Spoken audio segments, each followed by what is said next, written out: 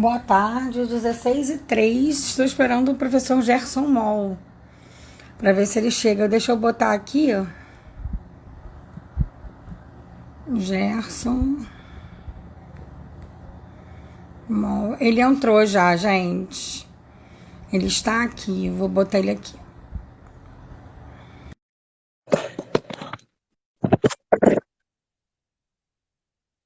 Boa tarde, Gerson. Tudo bem? Tudo bem, e você? Tudo bem. Tinha uma aluna aqui, uma menina aqui, ó, que a gente estava conversando, você não estava aparecendo, eu reiniciei, porque senão a gente ia ter, né, o tempo contado, e a gente sabe que o Instagram tem esses problemas, né? A gente tem o limite de tempo. Primeiro, eu queria te Aham. agradecer, né, por você vir aí, né, no Química Acessível, que mais ou menos você viu nascer, né, porque eu comecei com pesquisa de química, e você já me conhecia lá do pesquisa de química.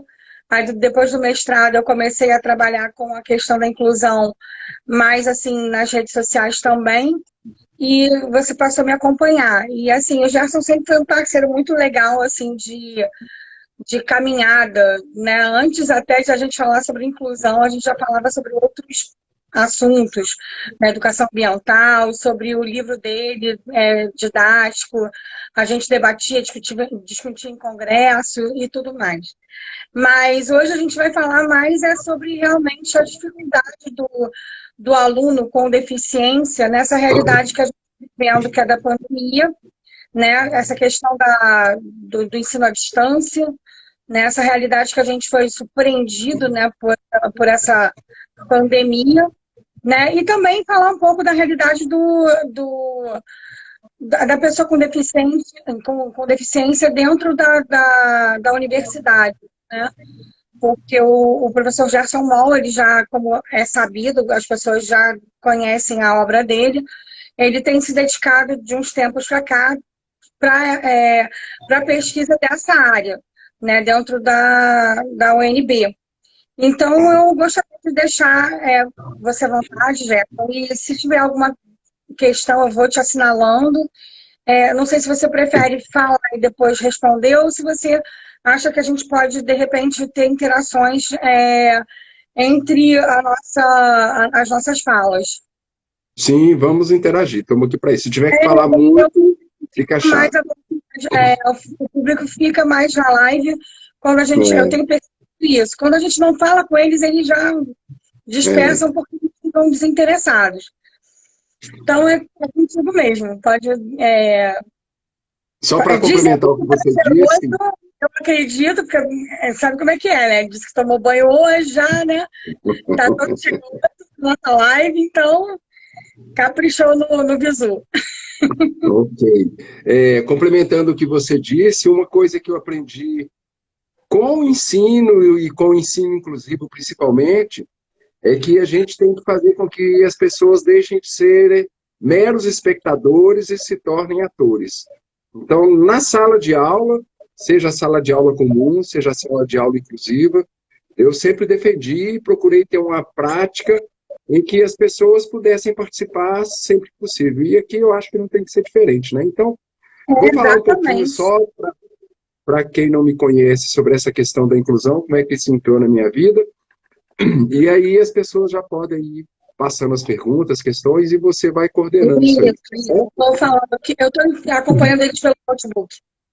Tá Aí eu ok. fico moderando. É, combinado.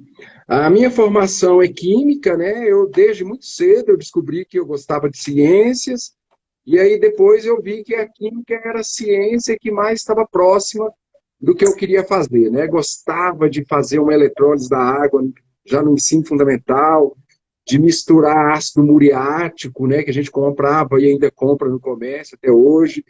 Eu cheguei a ter um laboratório no fundo do quintal da minha casa, que eu mesmo construía as paredes, isso na adolescência, e era um espaço muito meu.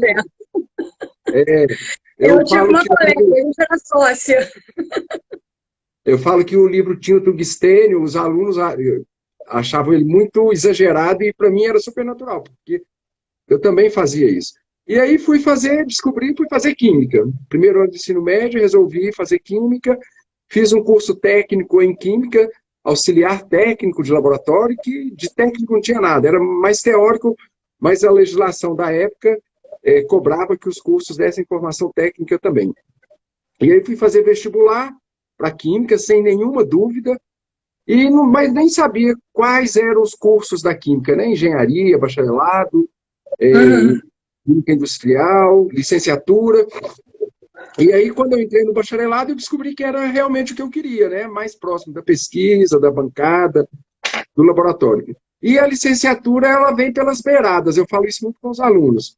Né? Fui ser monitor de química geral, depois química analítica, depois, em função da monitoria, comecei a dar aula particular, né? Estudava em Viçosa e tinha necessidade de ter uma rendazinha, e aula particular é sempre uma fonte interessante para os alunos de química, de física, né, das exatas no geral.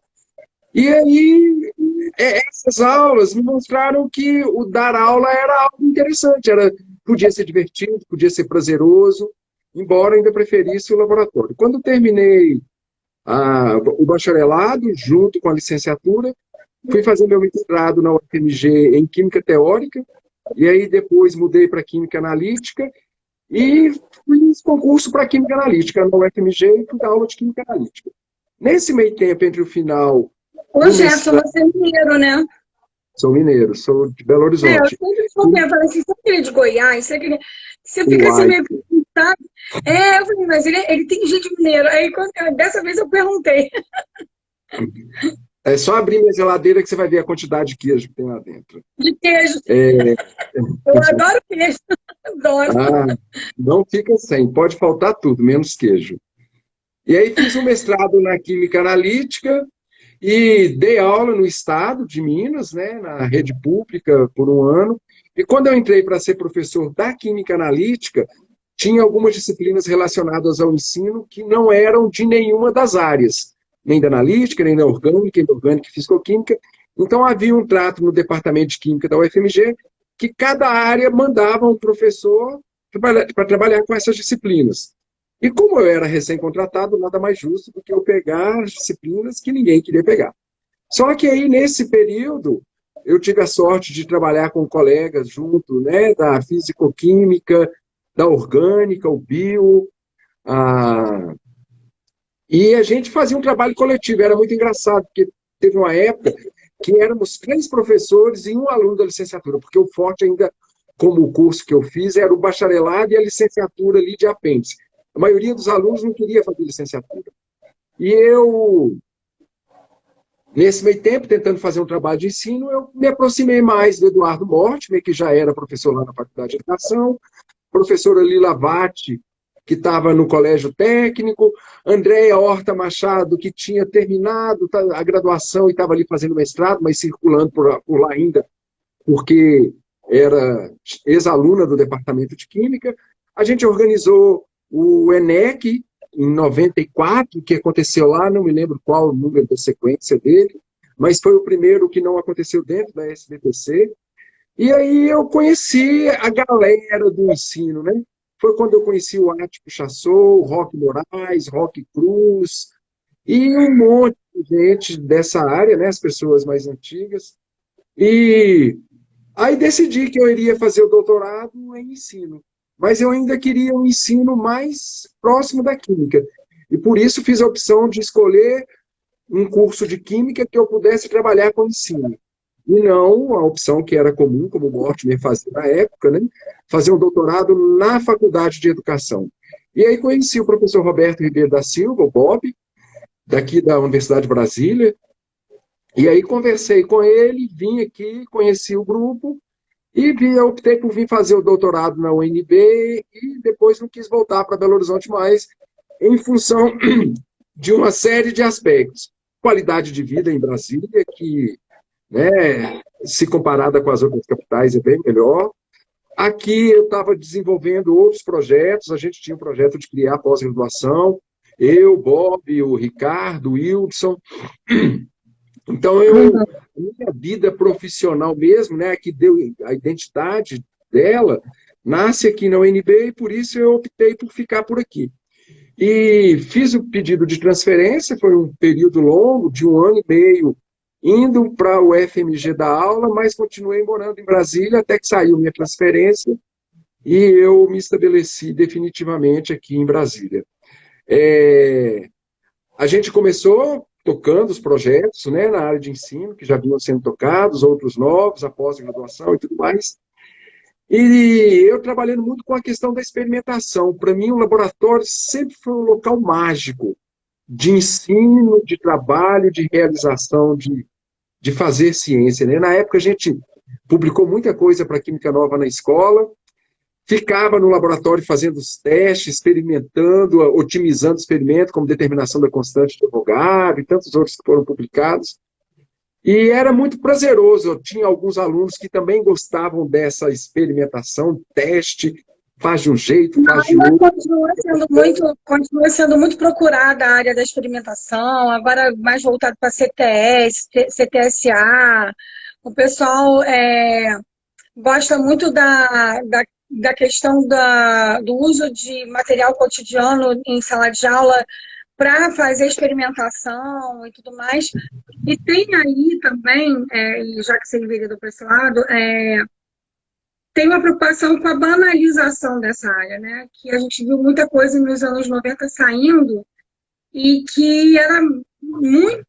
Foi uma explosão. Eu não sei se você lembra, os livros didáticos começaram a estimular esse tipo de prática. O GPEC começou a divulgar muito esse tipo de estratégia.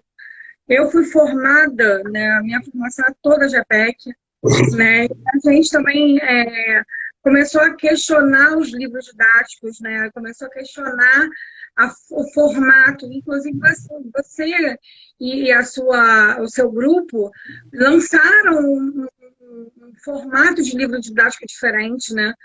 Então, eu acho que os anos 90 foi um divisor de águas, e você participou dessa transição. Né? E essa busca e esse interesse pela experimentação ainda continua sendo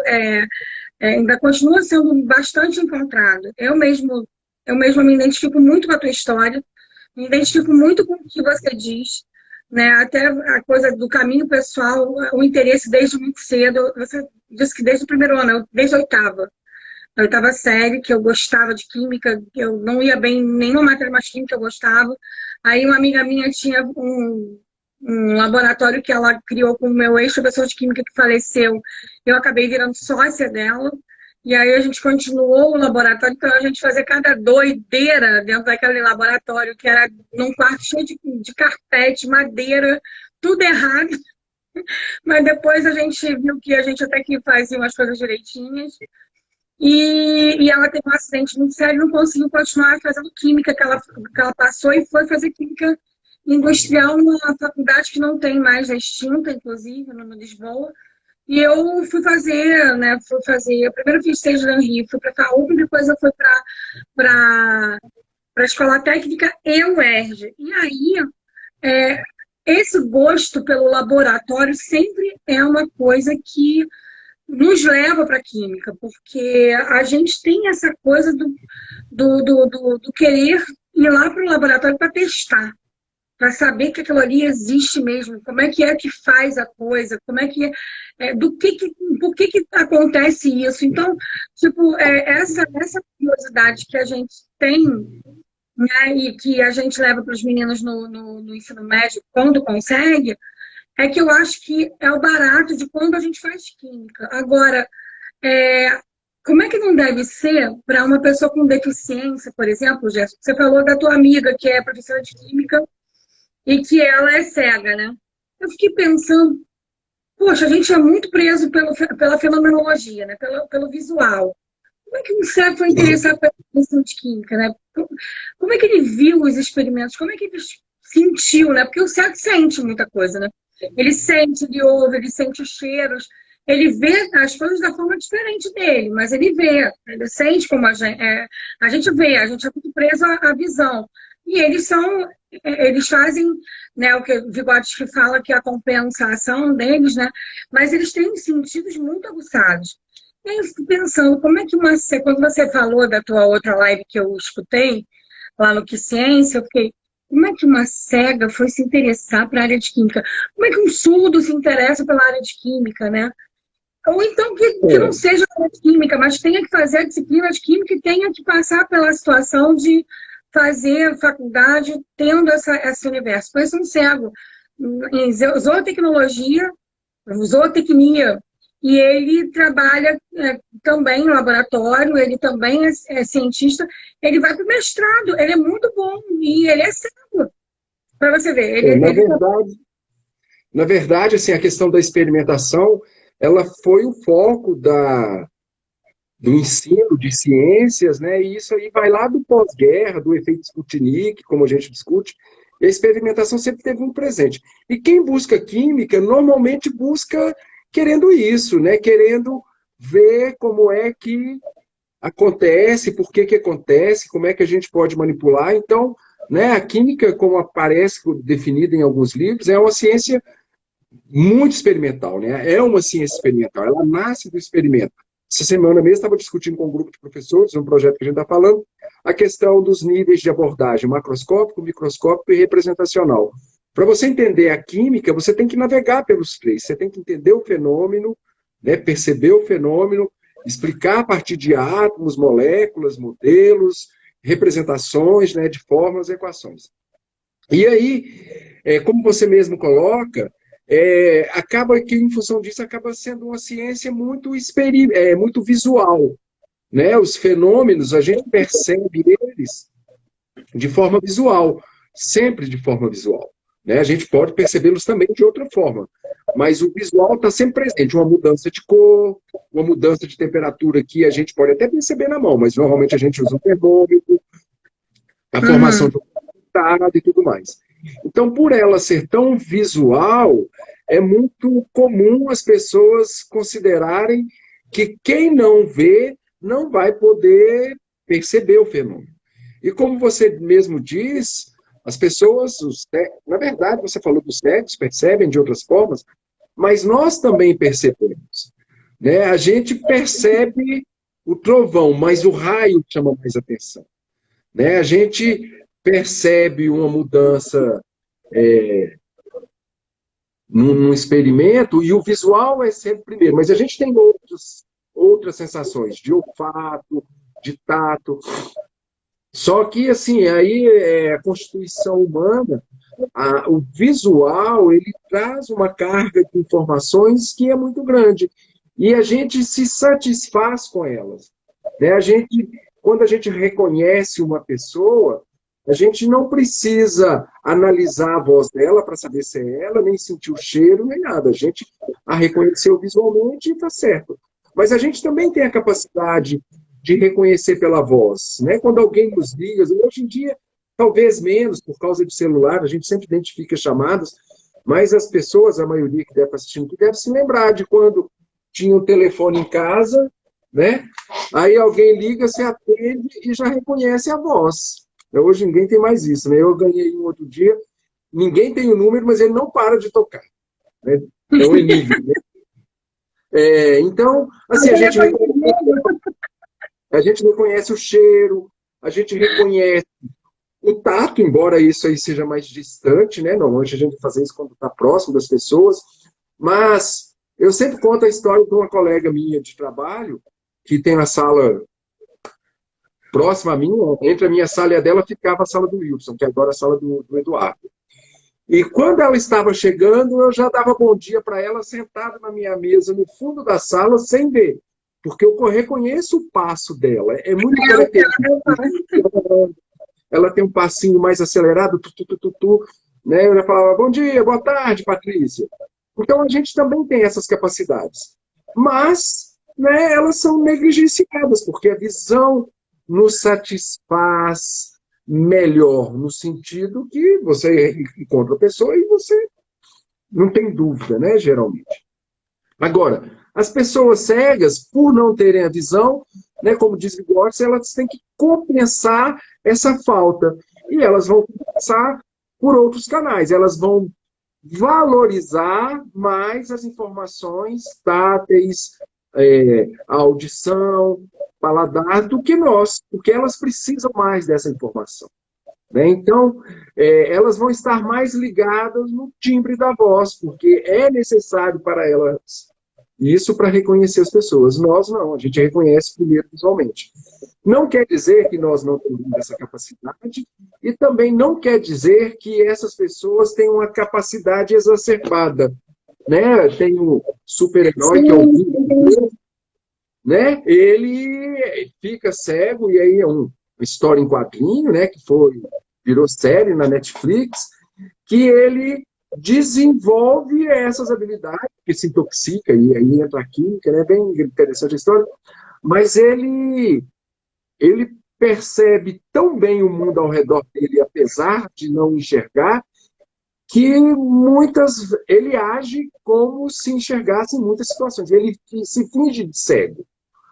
Mas isso é história em quadrinho. As pessoas cegas, elas não enxergam. Ou, às vezes, elas podem enxergar um vulto, né, ter uma noção de luz, porque tem um resquício visual, mas isso, mesmo assim, elas são classificadas como cegas, né, muitas vezes, e elas têm que se valer dessas outras informações. E aí, por isso, as pessoas muitas vezes consideram que elas estão incapacitadas. É uma palavra muito forte, né? Já foi usada muito, mas eu acho que cabe nesse momento. As pessoas consideram que elas são incapacitadas. Não vejo dessa forma. Eu acho que ninguém é incapaz. Isso, eu vou até falar uma questão de um colega da Química Analítica. Ele é um professor lá da UFRJ, a gente sempre discute muito, né, sobre essa questão. Ele é muito aberto, é uma pessoa bastante, né? Aí ele falou para mim, Cris, o dia que você me provar que um cego pode fazer uma titulação, eu vou falar que ele pode fazer química, né? E eu falei para ele, pode, né? A gente tem adaptação do material, a gente pode fazer com que ele tenha sinais de que o ponto de viragem, o ponto final chegou, né? Então, a gente não precisa do nosso... Até porque, por exemplo, eu posso ter um problema de visão que não é cegueira e posso enxergar completamente diferente de uma pessoa, os daltônicos, né? As pessoas com daltonismo, né? Mas as pessoas com daltonismo são aceitas e todo mundo fala que pode fazer titulação. Porque eles fazem... Eu falei assim, olha, da mesma forma que uma pessoa com daltonismo não deveria fazer, e ela pode, ela faz, aqui a gente às vezes nem sabe, o cérebro também pode, porque a gente pode adaptar o material. E aí eu falei para ele que eu acho que a gente que tem a incapacidade de perceber, que a gente pode adaptar o material e fazer com que ele seja incluído. Né, através da acessibilidade. Você tocou num ponto que normalmente eu uso muito como exemplo, que é a questão da titulação. Por causa da minha origem, como eu falei, né, eu fiz mestrado em Química Analítica, minha dissertação foi sobre equilíbrio ácido-base, me tornei professor de Química Analítica, dei aula de Química Analítica por muito tempo, ainda dou aula de laboratório de Química Geral, e lá tem as práticas de analítica que eu curto, de titulação, né, das técnicas e tudo mais, e por ter passado pela analítica e conhecer bem, eu gosto de usar como exemplo, mas poderia fazer exemplo de outras áreas. Química analítica, por exemplo, né? Uma titulação, ela é importante para um químico saber fazer uma titulação? Faz parte da gama de conhecimentos do químico o processo de titulação e de saber fazer o procedimento. Né? E por isso a gente tem aulas para aprender a fazer isso. Agora, se eu for no meu Instituto de Química e perguntar para os meus colegas químicos, e olha que eu estou só nesse universo restrito, qual foi a última vez que eles fizeram uma titulação, eu tenho certeza absoluta que mais da metade deles vai dizer que foi durante a graduação. Eu estou falando mais da metade para ser bonzinho, porque mesmo muitos da química analítica não fizeram mais titulação. Né? Os da fisicoquímica, da inorgânica, mais ainda. Então, mas se perguntar para eles o que é uma titulação, como é que funciona o indicador, como é que funciona uma bureta, eu tenho certeza que a grande maioria, se não todos dos colegas professores químicos vão saber dizer como é que O que é uma titulação? Como é que ela acontece? Eles tiveram que fazer no momento, muitas vezes cai na prova lá, como é que se faz, eu tinha muito isso, né? Te dá uma amostra e você tem que analisar enquanto aluno para fazer um relatório. É um conhecimento necessário, mas ele é necessário porque é um processo de formação. E o cego, né, e atendendo um pouco a pergunta da Carol aqui, um cego, ele também pode fazer isso. Né? Como é que eu vou estimular um cego a querer entender um processo de titulação? Aí vem um aspecto fundamental, que a gente fala muito de... A gente está falando de ensino superior, mas puxando para o ensino fundamental, ensino médio, a gente tem que mostrar para ele que aquilo é um processo interessante. E qual é o princípio daquilo? Então, mais importante do que saber fazer a titulação é entender o princípio dela. Entender o que é o indicador, como é que ele muda, como é que é o processo de titulação, porque que a gente até a forma de segurar a torneirinha é definida para ter uma qualidade técnica maior. Se ele entender tudo isso, apesar de não enxergar, ele sabe, ele compreende a titulação e ele pode até fazer uma titulação. Ele vai precisar de ajuda para zerar a bureta? Vai. A gente precisa disso. Dependendo da bancada, a gente precisa subir num banquinho. Não é? Ou, dependendo da pessoa, se for uma pessoa que tem uma estatura muito baixa... Eu não precisava não, sabe, Gerson? Eu nunca precisei não, mas não sei. Não, eu sei que... Eu me lembro de fazer isso no local e a gente subir no pé, naquela trava que tinha no banquinho, porque uma das informações é que você sempre lê qualquer medida na altura do olho. Então, você tem que subir.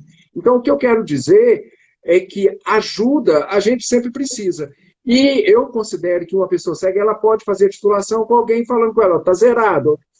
Abre mais um pouquinho, devagar, devagar. Chegou no zero, fecha. Zerou. Ela zerou com a ajuda da outra pessoa. Abre devagar, ó, a cor está começando a mudar, está começando a mudar. Está mudando, devagar, aí vai gota a gota. Para! Mudou de cor. Ela fez a titulação com a ajuda do outro. Ah, mas ela não pode fazer sozinha. A gente não dá conta de fazer tudo sozinho. O importante ali, naquele momento da graduação, não é aprender a fazer sozinho. É aprender e saber como é feito. Né? A questão da ajuda é necessária. Ah, mas e se ela quiser ser uma química analítica depois? Se ela quiser ser uma química analítica, ela vai enfrentar dificuldades e vai dar conta. Você citou num ponto também que é bem interessante. Eu, por trabalhar com isso, converso muito com os alunos sobre essas questões. Tem vários alunos na química que são daltônicos. Sim, inclusive, meu filho, que é químico, né, fez mestrado em Química Analítica, é daltônico. Aí eu falei, Alan, como é que você fez no dia da prova de Química Analítica lá que tem que fazer a titulação? Na hora que eu achei que estava bom, sem mesmo perceber essa mudança de... Faz controle, irmão. Faz controle. A minha dica que eu passei para o departamento de Química Analítica com os daltônicos, faz branco e controle. Sim, mas a questão é que o professor não dá espaço para isso, né? Então ele falou, ó, eu fiz e fiz os cálculos. Meu erro foi meu, mas fez tudo certinho, né? Então, assim, como você mesmo coloca, né, a maior dificuldade dessas pessoas é o nosso preconceito. Agora, como é que a gente vai estimular, né? Voltando à questão que a Carol fez, como é que eu vou estimular o interesse de pessoas com deficiência em ciência? Esse é um desafio de todo professor, independente da sala de aula. Mostrar que a ciência, a química, que é o nosso caso específico, ela é interessante. Mas ela é interessante por quê? Porque eu preciso decorar a tabela periódica? Nojo isso, né? Eu vi um vídeo semana passada de uns menininhos superdotados no programa do Luciano Huck, e ele fazendo uma pergunta absurda sobre tabela periódica, e os menininhos lá tudo respondendo. Eu falei, o aluno que me mandou, eu falei, isso é um crime. Eu não responder aquelas pessoas, e eu não me julgo menos químico. Né? Agora, saber tabela periódica de cor é um absurdo. Agora, entender a estrutura, a história. Eu estou fazendo assim porque eu tenho um ali, ó. Todo lugar que um químico vai tem tabela periódica, né? Entender a Posso estrutura, mostrar a a minha aqui também, organização ó. dela. Ó, deixa eu te mostrar, ó. Viu? A dela é pequenininha, a minha é grande. A gente põe logo uma tabela periódica no quarto. Nunca vi igual. Como Ah, é eu que a estou gente... virando o webcam aqui, estou esquecendo que eu estou com o celular. Viva, viva Mendeleev. Aí, É ó. igual... Não, é diferente. As informações que eu preciso, eu nem preciso ir lá mais, porque eu já sei de cor as que eu normalmente preciso. Alguma outra, eu vou lá, se eu precisar da massa molar, de um tungstênio da vida, que é o exemplo que eu adoro, né? De um ósmio. Eu vou na tabela e busco, a informação está aí. É uma tabela. Aqueles valores não são. Né? Tabela para consultar. Eles não são definitivos, eles mudam em função, né, dos Eu faço procedimentos. a função de uma tabela. Aí, a gente vai lá consultar alguma coisa. Você precisa decorar a tabela periódica? Mas, professora, quem botou na sua cabeça? Mas o que? Eu não quero que você decore. Eles ficam injuriados na primeira aula comigo, que a primeira coisa que eu faço é: você não vai decorar a tabela periódica. Eles ficam revoltados, que eles ficam numa ânsia. Eles reclamam querendo, eles querem aquilo. Né? Eu me lembro que eu decorei, eu tive que decorar porque o meu professor pediu para eu decorar. Eu achei aquilo um absurdo, porque para mim é difícil decorar aquilo, mas eu decorei. Né? Para mim facilitou um pouquinho? Facilitou, porque a gente acaba fazendo, né, o uso no segundo grau, a gente usa muito. Agora, para que aquilo? Aquele conhecimento era inócuo, não tinha porquê. Para que, sabe? Não tem sentido. Né? Eu tenho orgulho de dizer que não sei a tabela periódica de cor. Adoro a história da tabela periódica. Na época da oitava série, eu sabia, eu botava até na prova. Eu acho um crime isso, acho um crime. Eu acho também. O professor que manda aluno decorar a tabela periódica tinha que tomar um banho de nitrato de prata. Mas eu acho que esse cara era físico. Esse cara que me dava aula na oitava série, ele era físico. E ele não sabia dar aula, coitado. O nome dele era João, nem sei se é vivo mais. Mas ele, coitado, ele tinha umas limitações. Não é comum, né? Eu ainda assim, eu gostava de química. Eu já achava que eu ia fazer química. Mas deu, o cara era ruim pra caramba, me fazia decorar da tabela periódica e ainda gostava de química. Quer dizer, eu gostava porque muito. A gente, às vezes, é muito teimoso, né? O professor tenta mostrar pra gente que a disciplina é ruim, mas a gente gosta e a gente Porque eu continua lia, insistindo, né? eu lia além e já gostava da coisa. Eu já gostava. Estequiometria, ninguém conseguia entender. Eu explicava para todo mundo. Estava reprovada em 7 matérias no primeiro ano e sabia estequiometria, sabia explicar para todo mundo química. Vai entender, coisa de maluco. O pessoal falava assim, ela não consegue ler história e geografia, mas ela consegue fazer as coisas de química. Ela adora matemática. Eu gostava dessas coisas, então eu tinha uma inclinação para essa área.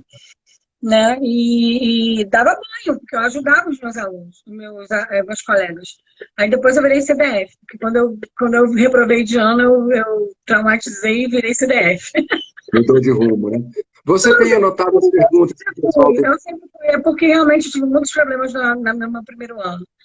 Né? E eu realmente não dei conta. Agora, eu sempre fui muito estudiosa. Não vou dizer que nunca eu estudei, não, que isso é fotógrafo. Todo mundo sabe. Quem me conhece sabe que eu sempre estudei muito.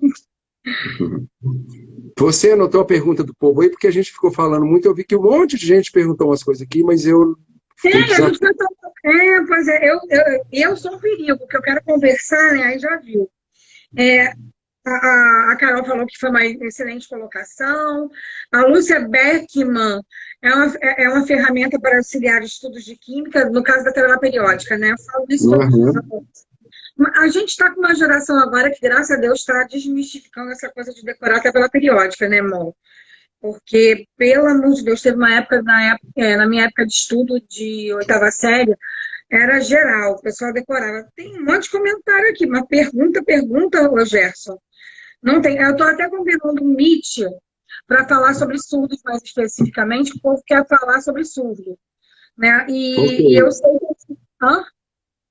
Ok. Eu estou me dedicando muito aos surdos, né, no meu doutorado. Então, eu falei, vamos marcar um Meet que a gente conversa, dialoga mais. Né? E aí, por exemplo, assim, pergunta não tem. Tem comentários e muitos apoiando o que você está falando. E a gente estava falando dessa coisa de decorar a tabela periódica, e no ensino de química, do nível médio não ser interessante, que a gente gosta de química porque gosta de química, então a gente, eu acho que está tentando ainda responder por que as pessoas com deficiência, apesar da deficiência, elas se interessam por química, né? Agora, indo mais pro lado dessa coisa da pandemia, né? E aí? A gente tem até uma pergunta aqui da Luciana, né? Sobre isso, sobre a questão da pandemia. Hoje eu estava conversando com um amigo e estava dizendo que a gente está vivendo algo que a gente nunca imaginou, que a gente só viu nos filmes e nunca imaginou que fosse viver.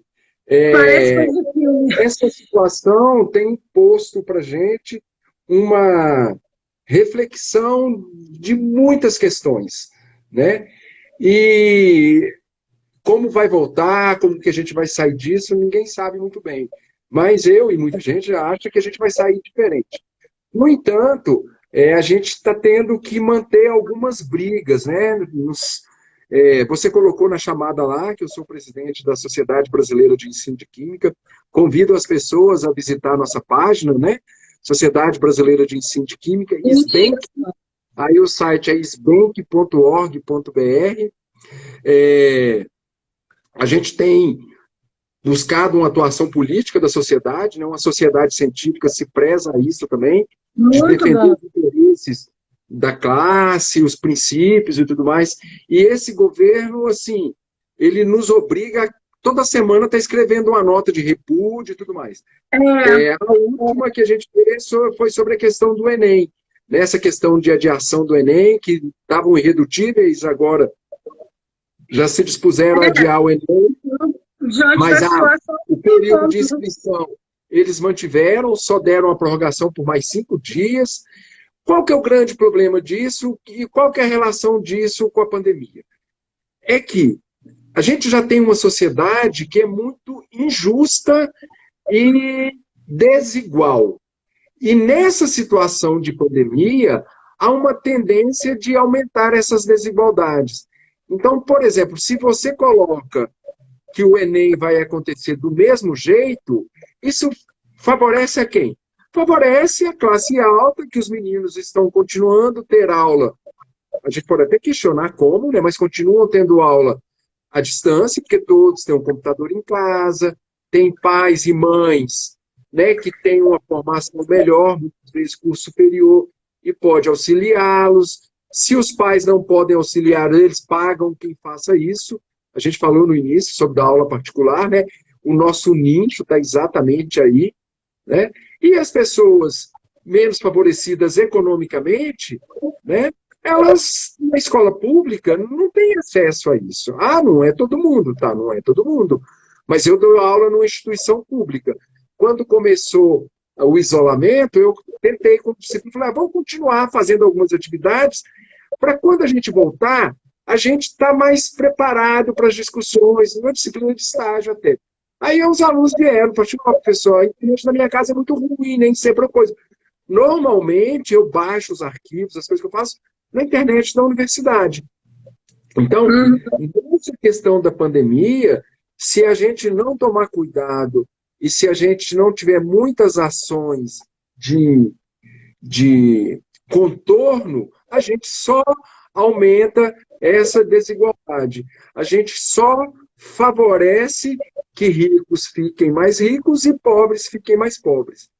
E as pessoas com deficiência... A música lá da Bahia.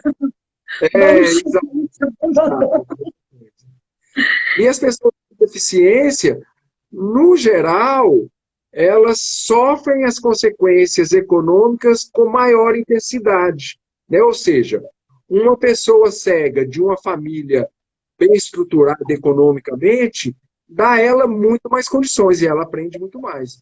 Uma pessoa cega numa família de pessoas pobres, eles não dão conta de suprir as necessidades básicas, como já não dão conta, muitas vezes, de suprir as necessidades básicas das pessoas que não têm deficiência, né?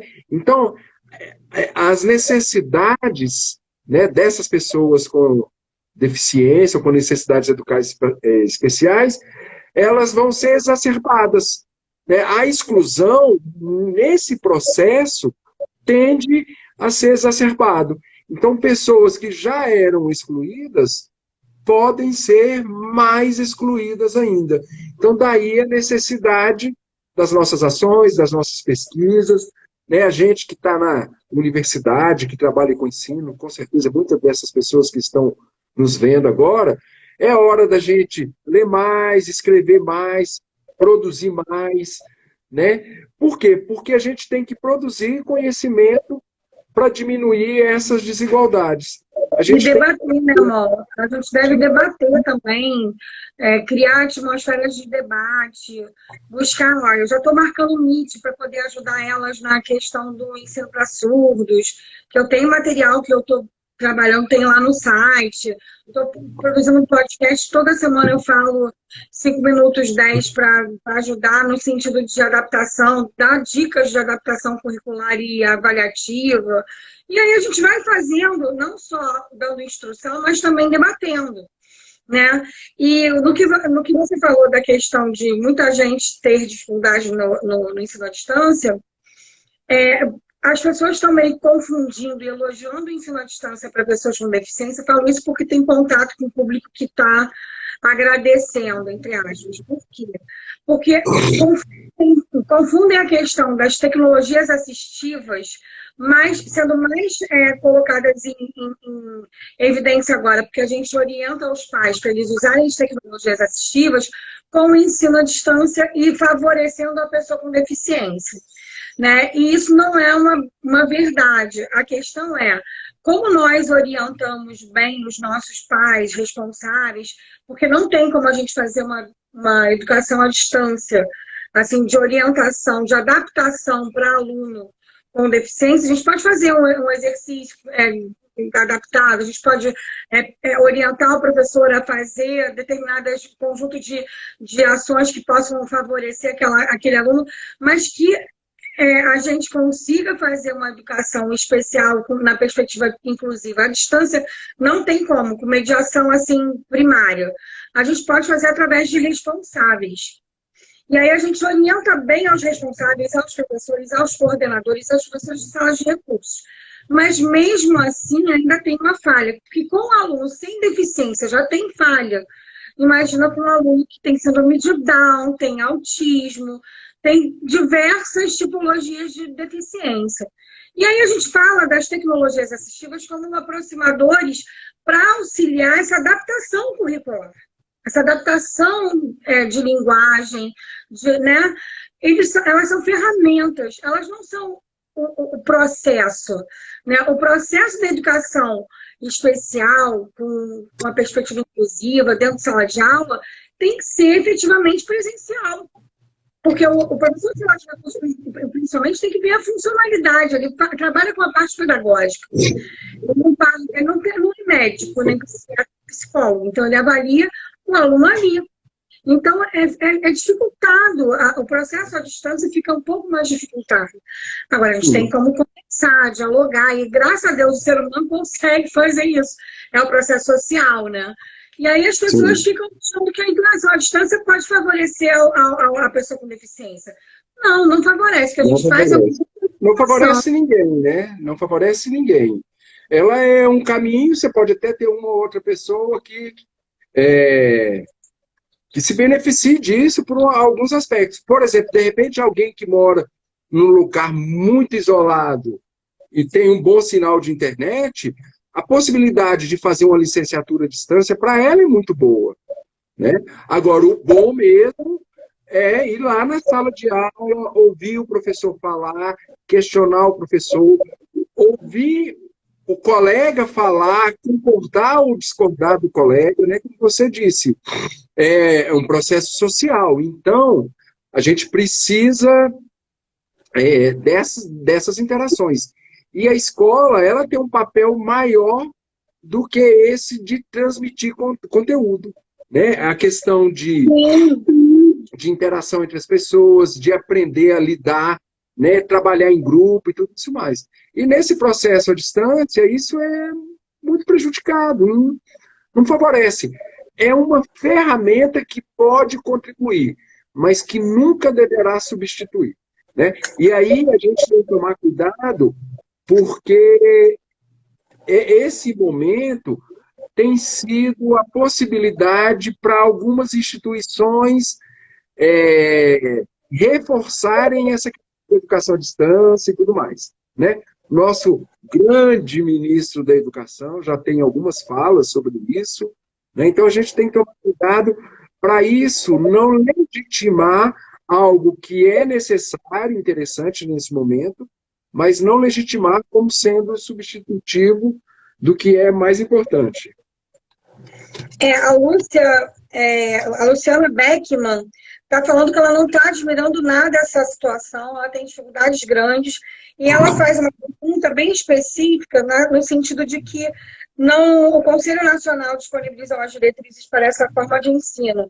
Ela falou, no meu estado, em Roraima, a discussão está em torno das aulas não presenciais. O Conselho Nacional disponibilizou as diretrizes para essa forma de ensino. Que pensam sobre essa temática? Como eu disse, eu considero que é um recurso que pode auxiliar. E a gente vem usando isso há bastante tempo. Eu, há um bom tempo, já usei Moodle, já usei outras plataformas, já fiz blog, já fiz página com aluno.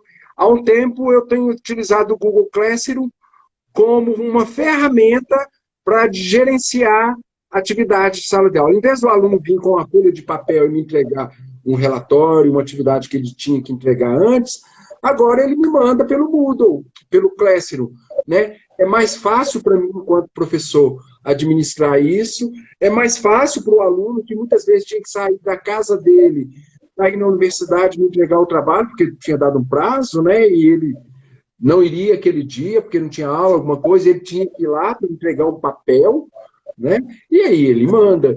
Então, são ferramentas que podem ajudar.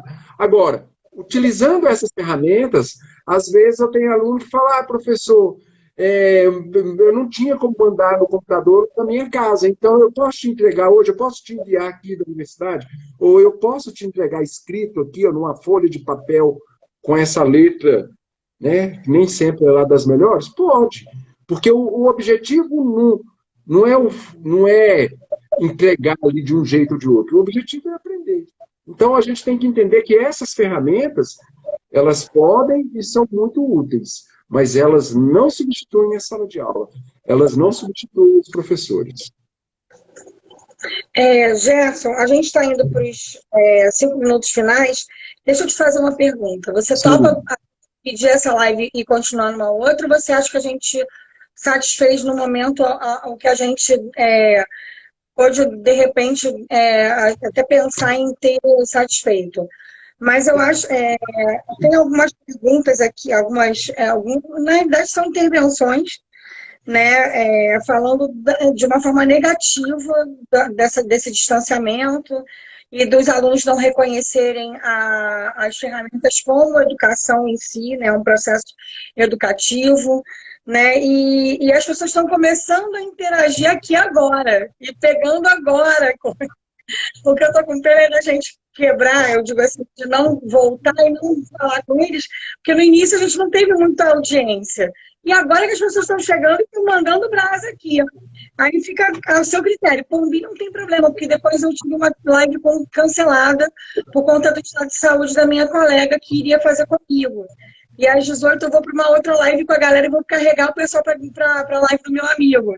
Mas a gente ainda tem 17 até as 18. Se você quiser ficar aqui mais 50 minutos, é a teu critério. Não, eu tenho outro compromisso que eu já tinha marcado, e como a gente definiu o horário, eu falei, não, às 17 horas eu posso. As pessoas têm contato aí, se alguém quiser fazer uma pergunta, né, questionar, conversar mais alguma coisa, estou sempre aberto para isso e é sempre um prazer. Eu adoraria uma outra live sobre o assunto, mas o pessoal tem que vir, né? Se a gente chega e quase não tem ninguém para responder, a gente vai ficar batendo papo, e aí fica difícil.